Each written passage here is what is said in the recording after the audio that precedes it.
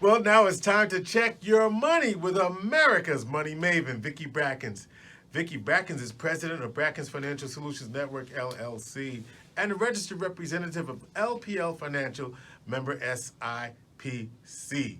What's up, Vicki? Hi, George. How you doing today? I'm doing great today. Well, listen, I think everybody's Did you probably... fall back before I get started? Did you fall back? I fell. I was so happy to get some extra sleep. Yes. So yes, I fell. All right. But anyway, I think everybody's probably anticipating what we're going to discuss this week because we announced it a couple of weeks ago. We did. That we were going to have a We conversation. announced it last week. Okay, actually, it was last week. Yes, it was. I feel like time is just moving faster and faster. But that we were going to have a discussion this week concerning Aretha Franklin. Mm-hmm. As everyone remembers, sadly, we lost the Queen of Soul back in the summer. Yes, we did. And there was some conversation at that point in time about the fact that she did not have a will. Right. And we started some snippets of conversation around estate planning, etc. Mm-hmm. Well, there's been an update. Okay. And I'm not sure everyone picked up the update, but it seems that she had a will. Oh, she did? Yeah. She had 1, 2, 3. The gift that keeps on giving. Exactly. She actually had 3 wills after her executor, who had been appointed to handle the estate, started to search her home. Mm-hmm. They found that she actually had 3 wills. 3. Which were all handwritten. 2 which were written about the same time, not too far apart. Were they witnessed and oh. Okay, so here's where we're coming. Okay. And which were full. 2 of them were in full version, meaning that they were fully written out as far as in longhand by her. Mm-hmm. It's been pretty much settled that it was her handwriting, etc. Mm-hmm. The witnessing issues are issues. Then there was a 3rd one which was found stuffed beneath the cushions on the couch that may appear to be a draft because there are a lot of scratch outs and changes, etc.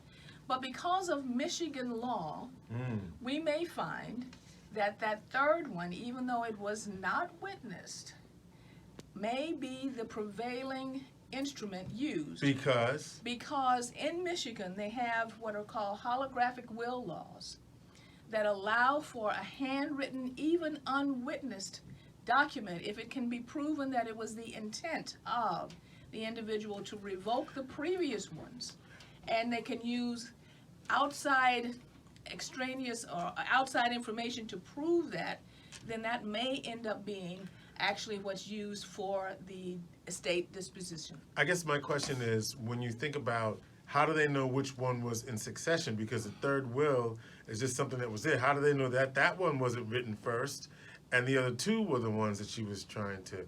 Each one was dated.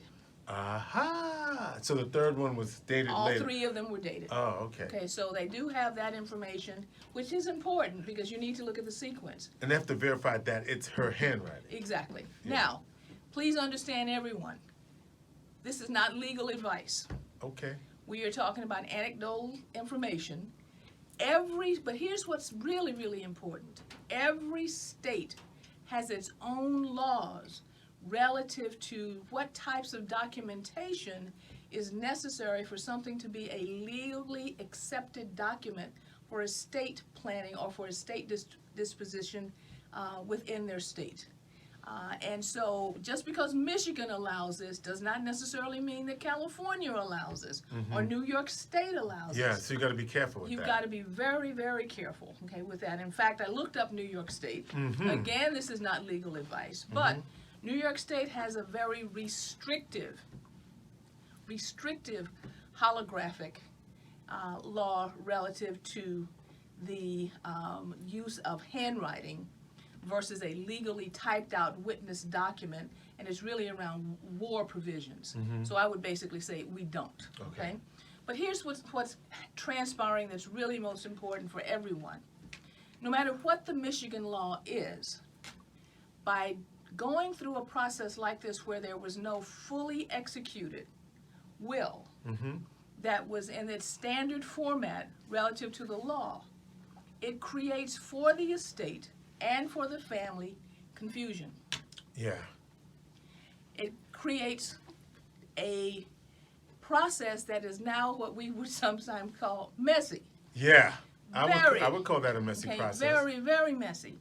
It creates also extraordinary cost. Think of the legal fees and the contest and the going into courts and et cetera, et cetera, et cetera. And tremendous delays that are going to take place as far as working through this process because it's not in the standard format that applies to the regulations for probate in that particular state. So what I would caution everyone around is this. Here's the bottom line. Please go through the standard process. Get an attorney, get the wills witnessed, make sure that all the proper documentation is done, that it is in the format that's acceptable for your state. If you happen to own property in more than one state, you have 2 processes that you have to go through called the ancillary process. Make sure that you follow the regulations of your state because you are trying to, when we go through estate planning and we go through proper planning with wills, what we're doing is saying to our families, everything is in order. It cannot be in order if we have messy. Yeah. Okay, and it's through that messiness, you know, we talked about zero no more, Right. that we lose, we do not retain assets. By going through the estate planning process in the way that it was designed within your state, the retention issues, the retention of assets to pass on to the next generation happens in the way that you really intended. So George, I guess I would say at this point in time, 1 is sufficient. 1 is sufficient. We don't necessarily need 3, and doing it in proper order is the order of the day. So for all of you, if you have questions, please feel free to reach out to us at area code 315-930-4499, or like us on our Facebook page, or reach out to us on our email, which is info@brackensfsn.com, and most of all, go in and subscribe on YouTube at Brackens Financial Solutions Network.